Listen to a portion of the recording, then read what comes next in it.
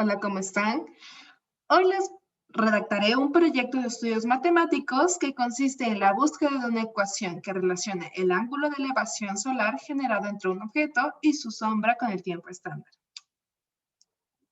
Para iniciar, sabemos que el Sol ha sido un instrumento para varios estudios a lo largo de las antiguas civilizaciones, tanto como para proponer un calendario y tener un sentido de orientación, como para entender en qué momento del día nos encontramos.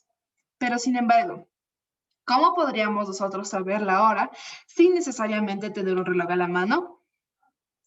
La hora que se encuentra a nuestro alcance es conocida como la hora local estándar y es un promedio del tiempo a lo largo del año. Existen varios factores que pueden afectar a la hora estándar que están plenamente relacionados con el movimiento de la Tierra.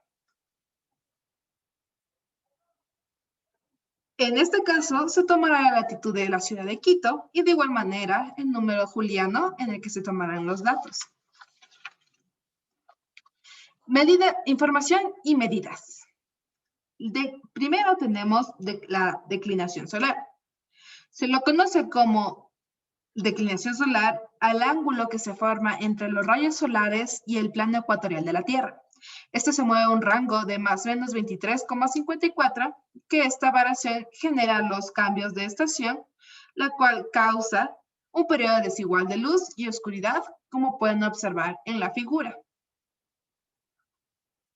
La declinación solar puede ser calculada por la siguiente fórmula, la cual fue propuesta por Cooper en 1969. La fórmula incluye la variable n, la cual significa el número del día juliano. Como por ejemplo, se podría decir que 1 de enero sería 1 y el 31 de diciembre vendría a ser 365 días. Como pueden observar en la tabla de mes, número y día. En ángulo horario es el más indispensable en el cálculo del tiempo por medio de relaciones trigonométricas, ya que este incluye la variación de la hora.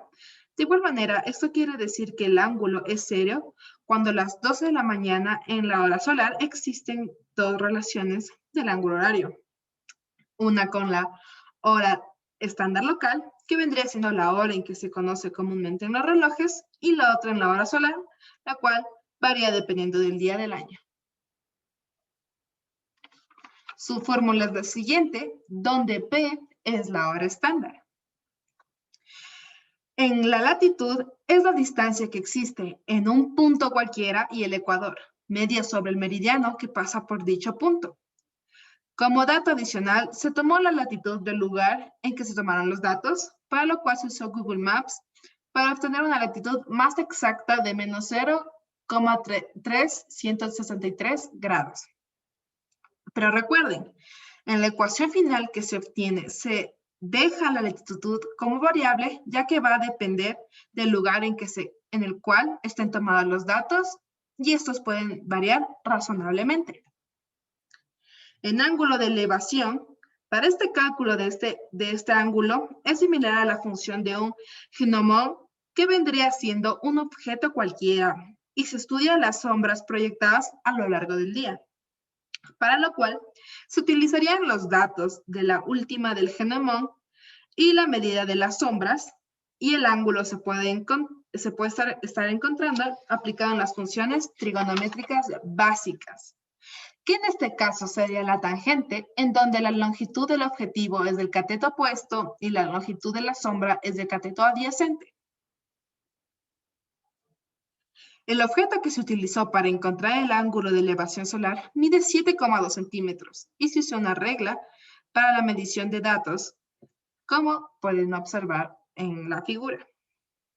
Muy bien, ahora en los procesos matemáticos, basándonos en la figura que muestra la relación que tienen todas las variables ya presentadas anteriormente, se puede obtener una ecuación aplicando la fórmula del coseno dentro de lo que es trigonometría esférica. Para concluir, lo siguiente. En donde aplicando los principios de la trigonometría se puede simplificar la ecuación, y esto puede resultar la fórmula que ven en pantalla. la cual es la ecuación en donde se relacionan todas las variables que se verán involucradas en el cálculo de la hora, necesitando datos como altitud, el día juliano, el ángulo de elevación solar. Reemplazando estos datos, podemos desarrollar la ecuación de la siguiente manera para lograr despejar la hora estándar local. A continuación, se reemplazarán los datos tomando con la sombra proyectada del objeto y con la altitud de la ciudad. Asimismo, con el día juliano, que vendría siendo 335, ya que tomarán los datos de 2 de diciembre. Y el objeto tenía una longitud de 13,5 centímetros, proyectando una sombra de 9,5 centímetros. Por lo tanto, se obtiene un ángulo de elevación solar de 58,87 grados, como se puede observar en la figura. Siguiente, este dato obtenido se transformará en los resultados para obtener en horas y minutos, lo cual nos daría como resultado 8 horas con 59 minutos. Dado a que se tomaron los datos con cifras redondeadas y las fórmulas junto a la ecuación, tienen un margen de error, además del margen de error que existe en las mediciones debido al nivel de nivelación del suelo y las medidas de la regla, se podría decir que obtuvo la hora aproximada deseada. En la tabla se puede observar el margen de error que tuvieron las próximas horas a la hora estándar. Se puede apreciar de mejor manera los resultados obtenidos tomados el 17 de marzo, los cuales fueron medidos antes de las 12 de la mañana, ya que el ángulo de elevación solar toma otro sentido y se necesitaría de otra relación para obtener el tiempo después de las 12 de la mañana. Con los datos obtenidos de la tabla 2 que acabaron de ver, se puede calcular la media de error que existe entre la hora teórica y la hora obtenida.